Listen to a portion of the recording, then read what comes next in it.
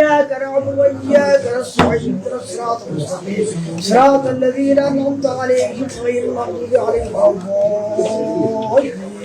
மதச்சார்பற்ற கட்சியுடன் தான் கூட்டணி வைக்கணுங்கிற கொள்கைக்காக தான் அதிமுகவோட தாவேகா கூட்டணி வைக்கலன்னு விசில் ஆதரவாளர்கள் விசிலடிச்சு முட்டு கொடுத்த போதே ஐயுஎம்எல் மதவாத கட்சி இல்லையான்னு கேள்வி எழுப்பப்பட்டது. இப்போ ஐயுஎம்எல் கட்சியை சேர்ந்த ஷாஜகான் அவர்கள் அமைச்சர் நாற்காலியில் அமர்றதுக்கு முன்னாடி தலைமைச் செயலகத்திலேயே தொழுகை நடந்திருக்கு.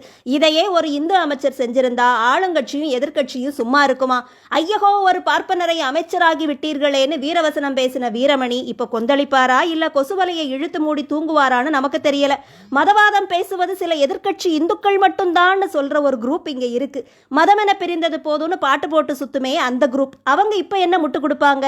ஆக மொத்தத்துல எந்த அரசு வந்தாலும் இங்க மதச்சார்பின்மையை கடைபிடிக்க வேண்டியது இந்துக்கள் மட்டும்தானான்னு சொரணையுள்ள இந்துக்கள் கேள்வி கேட்பாங்களான்னு பொறுத்திருந்து பார்க்கலாம்.